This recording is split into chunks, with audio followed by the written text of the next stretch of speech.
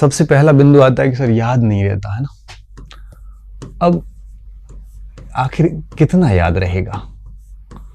आपको पता है कि दिमाग की एक कैपेसिटी है और बड़ा खूबसूरत विशेषता एक मस्तिष्क में डाली गई कि वो भूल जाता है, क्योंकि सब कुछ याद नहीं रहता और लंबे समय तक याद नहीं रहता, किसी को भी नहीं रहता।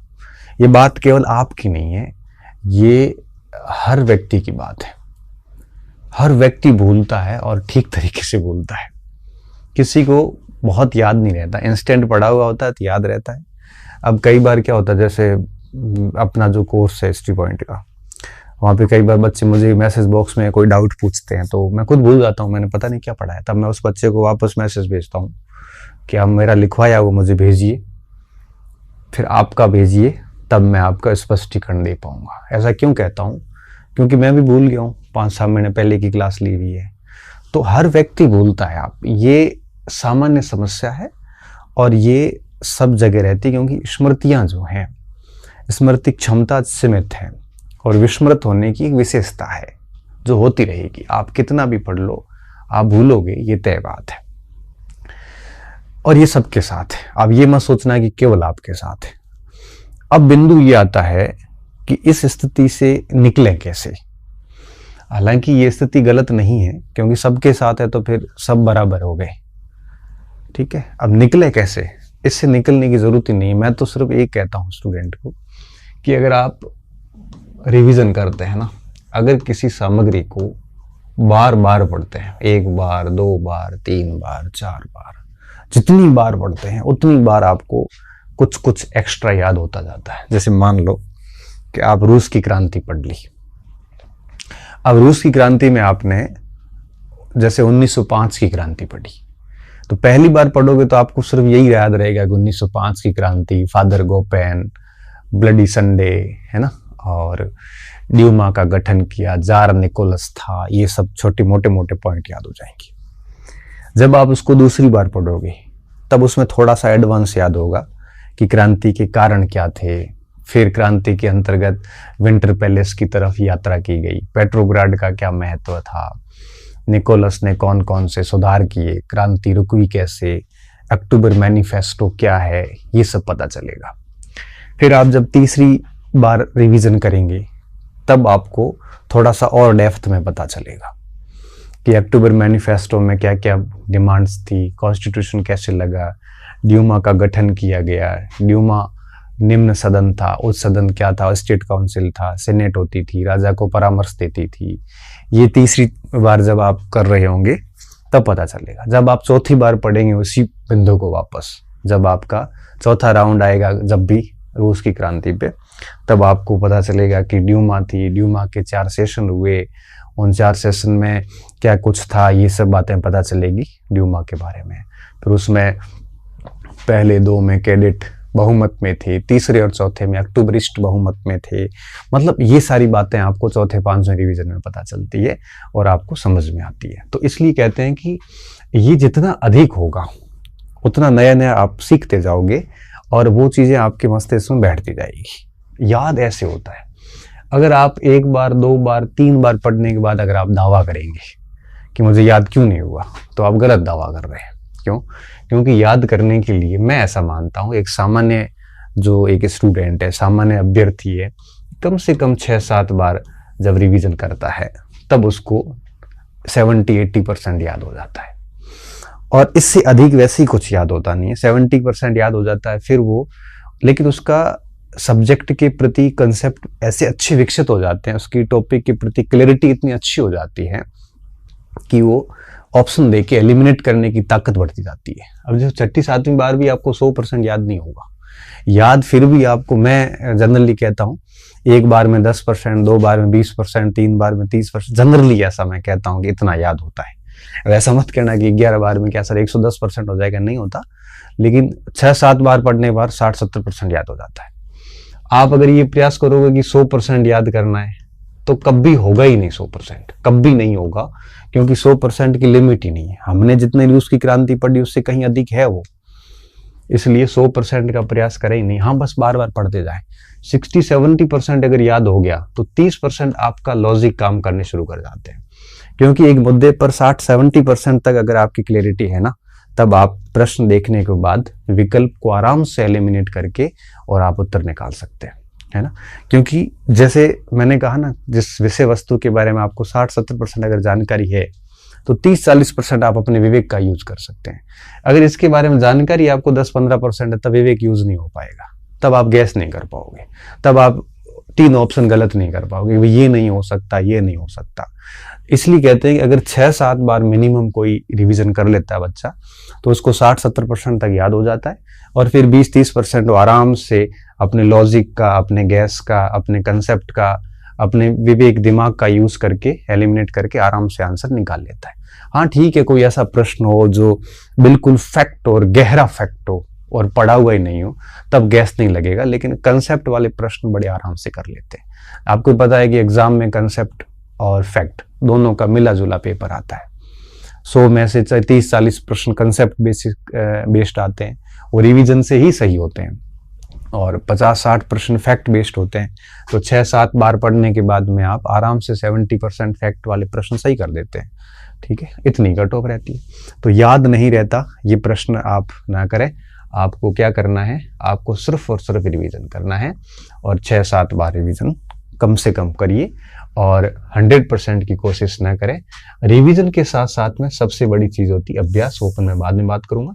अच्छा, अब बात ये आती है कि रिवीजन करें कैसे। हालांकि इस पर मैंने एक अलग क्लास डाल रखी है, फिर भी मैं आपको एक पॉइंट बता देता हूँ। रिवीजन कभी भी लाइन टू लाइन नहीं करें, गद्यांश के रूप में नहीं करें। रिवीजन करते वक्त आप कम से कम हेडिंग को पढ़ने के बाद में सोचिए कि इसके अंदर है क्या, थोड़ा मनन करने की कोशिश करिए। अभी मैं रूस की क्रांति की बात कर रहा था, तो मैं वापस रूस पे जाता हूँ। अब क्रांति के कारणों की बात करनी है ना, तो मैं लाइन टू लाइन क्यों पढ़ रहा हूँ। मैं यही सोचूं ना, उस समय की मजदूरों की जो मजदूरी थी, श्रमिकों की, उसमें कटौती की गई थी। 1905 के अंदर रूस और जापान का 4-5 में युद्ध हुआ था, उसके कारण आर्थिक संकट बढ़ गया था, भूखमरी बढ़ गई थी। अब ये मैंने खुद ने बिना देखे सोचना शुरू किया। अब ये सोचने के बाद में मैंने सारे कारण सोचे, क्योंकि एक बार पढ़ने के बाद ऐसा हो जाता है, दूसरी बार तो आप सोच ही सकते हो। फिर मैंने देखा उसमें कि मैंने कौन से बिंदु मिस कर दिए, तो वापस पढ़ लिए। तीसरी बार जब आप पढ़ोगे, तब आप वापस रिवीजन करते होते फिर उस दिमाग में सोचने की कोशिश कीजिए, मनन कीजिए कि इस हेडिंग के अंदर है क्या।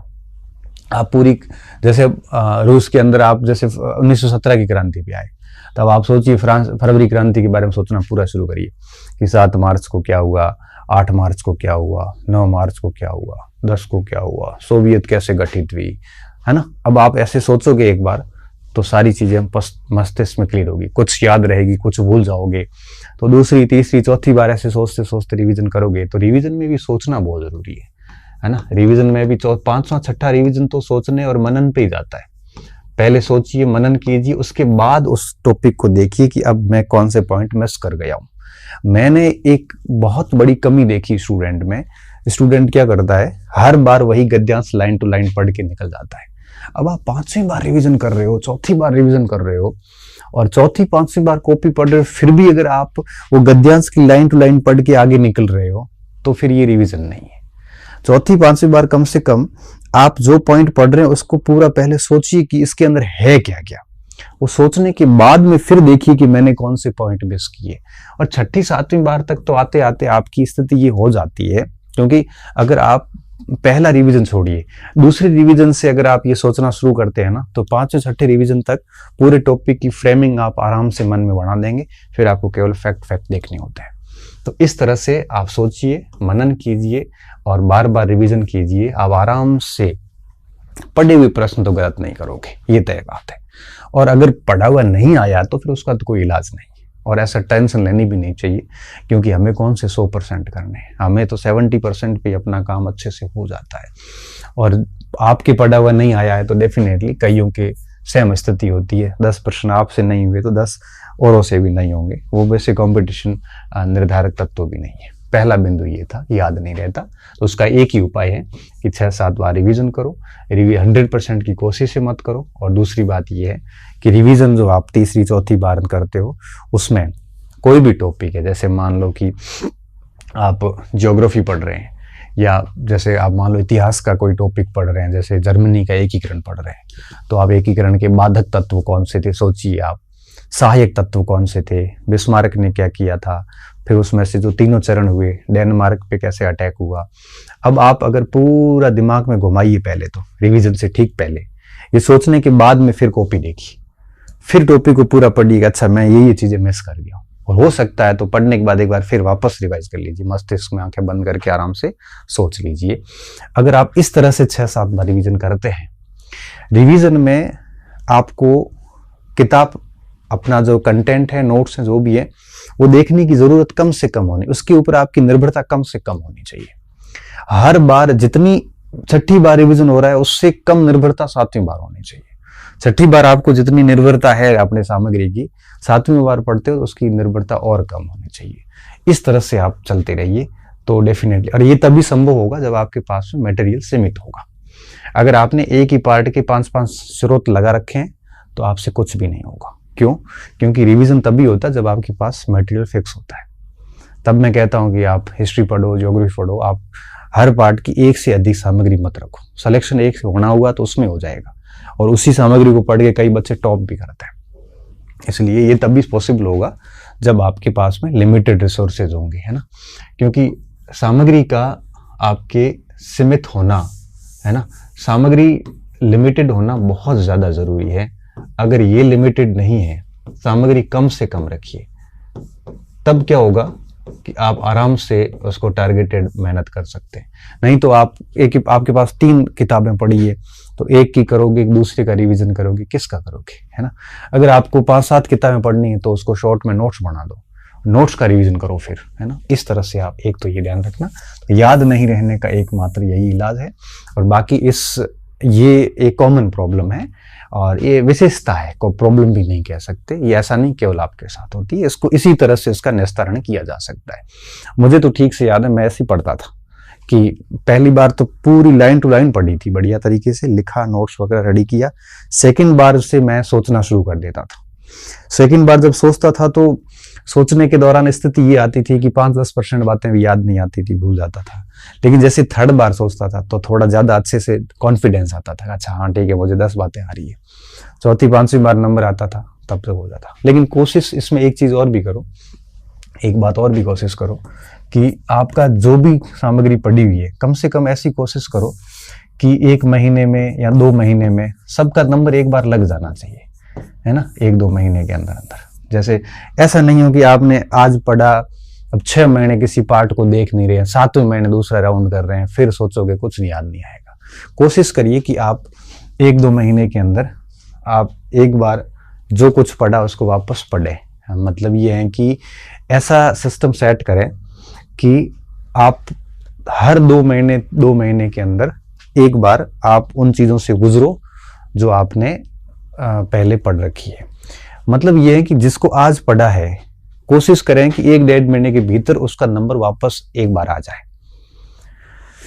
तो रिवीजन के अंदर, सामग्री के अंदर आपको 30-40 दिन से अधिक का गैप नहीं लेना है, ठीक है। जैसे मान लो 1 महीना जो पढ़ा बढ़िया तरीके से, तो अगले सप्ताह आप ऐसा टाइम टेबल सेट करो कि स्टार्टिंग में जो पढ़ा उसको वापस 2 दिन देख ले एक बार। तो ये गैप 40-50 दिन से अधिक का नहीं होना चाहिए, है ना। इस तरह से रिवीजन करें। दूसरा आता है कि सर आत्मविश्वास नहीं बनता, कॉन्फिडेंस नहीं आता। देखिए आत्मविश्वास जो है ये सीधा जुड़ा हुआ है किस बिंदु से, इस बिंदु से। कैसे? मान लो कि अगर आपके पास में आपको याद नहीं हो रहा है, आपने दिमाग में उठा दिया, याद नहीं हो रहा है, ठीक है, रिवीजन नहीं हो रहा है, सामग्री आपके पास बहुत अधिक है, अस्त व्यस्त हो रखे हैं, कोई क्लियर गोल नहीं, कोई क्लियर प्लानिंग नहीं है, तो फिर कॉन्फिडेंस नहीं आएगा। यह एक ऐसा कंसेप्ट है या एक ऐसी विशेषता है जिसको आप खरीद नहीं सकते। ये अंदर से अपने आप बिल्ड होती है, मेरे कहने से भी नहीं होगी। आप 1000 लोगों के मोटिवेशन सुन लो, कॉन्फिडेंस नहीं आएगा। आप कितनी बाहरी दिखावटी पढ़ाई कर लो, कॉन्फिडेंस नहीं आएगा। पढ़ते हुए दिख रहे हैं लेकिन पढ़ नहीं रहे हैं, कॉन्फिडेंस नहीं आएगा। कॉन्फिडेंस कब आता है? ये कॉन्फिडेंस तभी आता है जब आप अंदर से मजबूत फील करते हैं, कॉन्फिडेंस तभी आता है। बाकी ये कृत्रिमता से कॉन्फिडेंस नहीं आता, नेचुरल होता है कॉन्फिडेंस एकदम से। ये तभी आता है जब आप अंदर से बहुत मजबूत फील कर रहे हो। मजबूती का आत्मविश्वास से सीधा संबंध है, ठीक है ना। मान लो कि एक स्पोर्ट्समैन खेल रहा है, अब स्पोर्ट्समैन खेल रहा है ना, वो अंदर से बहुत फिट फील कर रहा है, तब उसका कॉन्फिडेंस होता है कि मैं मेडल लेके आऊंगा। अगर स्पोर्ट्समैन के अंदर मजबूती नहीं है, कहीं न कहीं कमजोरी है, तो कहीं न कहीं कॉन्फिडेंस लैक कर जाएगा, ठीक है। अब बात ये आती है कि मजबूत कब होता है। ये मजबूत तभी होता है जब आपने पाठ्यक्रम को ठीक ढंग से पढ़ रखा है ना। अब अगर आपने पाठ्यक्रम को बहुत बढ़िया तरीके से ऐसे 6-7 बार पढ़ रखा है तो कॉन्फिडेंस अपने आप आता है। ये दोनों चीजें एक दूसरे से गजब तरीके से जुड़ी हुई होती हैं। अब पाठ्यक्रम को ठीक ढंग से पढ़ने के बाद आपने उसका बढ़िया से रिवीजन कर लिया, और एक चीज जो हम मिस कर रहे हैं वो है अभ्यास। अभ्यास कर लिया।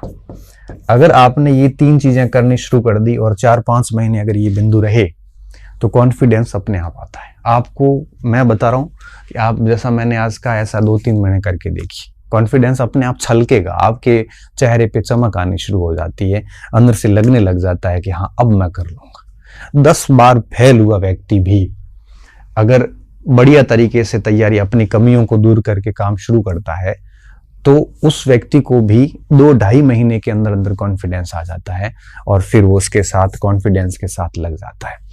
अब देखो, पाठ्यक्रम पढ़ लिया, उसका ये इस तरह से 5-6 बार रिवीजन कर लिया, और अब आप बात आती अभ्यास की। अभ्यास के लिए प्रीवियस ईयर्स क्वेश्चन सबसे बढ़िया ऑप्शन होता है, इससे बढ़िया कुछ भी नहीं है। ये लेके आइए आप। फिर जैसे मान लो कि मैं रूस की क्रांति की बात कर रहा हूं, उसी का उदाहरण आगे देता हूं। अब आपने जब पहली बार रूस की क्रांति पढ़ी, पहली बार जैसे आपने मेरे नोट से पढ़ ली या फिर आपने किताब से पढ़ ली, पढ़ने के बाद आप क्या करो, रूस की क्रांति से रिलेटेड जो भी प्रश्न है, आजकल मार्केट में सारी किताबें ऐसी आ गई है जिसमें टॉपिक वार प्रश्न दिए हुए, मैंने भी वो जारी कर रखी है, सबने कर रखी है। अब आप क्या करो, रूस की क्रांति के अंदर जो भी 70-80 सवाल पहले हुए पूछे हुए, वो भी अभ्यास वाले भी सारे सोल्यूशन कर लो। मुझे पता है कि उस समय आपको 20 प्रश्न भी नहीं आएंगे, क्योंकि पहली बार पढ़ा है। सवाल सोल्व कर लिए, सोल्व करने के बाद में आपने जो टॉपिक लिखा है, पहले तो टॉपिक पूरा लिख लीजिए, लिख नहीं रहे तो कोई बात नहीं, पढ़ लीजिए, पहले पूरा पढ़ लिया, फिर सवाल देख लो। सवाल देखने के बाद इंस्टेंट उसी समय वापस टॉपिक पढ़ लो एक बार। इससे क्या होगा, इससे आपको उन क्षेत्रों का आइडिया होगा जहां जहां से सवाल बनता है। दूसरा, आपको प्रश्नों की प्रकृति समझ में आएगी कि किस जगह से कैसा प्रश्न बनता है। मुझे अच्छे से याद है कि कुछ गद्यांश आते थे पहले, कि गद्यांश देख के उत्तर करो, ऐसा प्रश्न आपने देखा होगा, अनसीन पैसेज आते थे।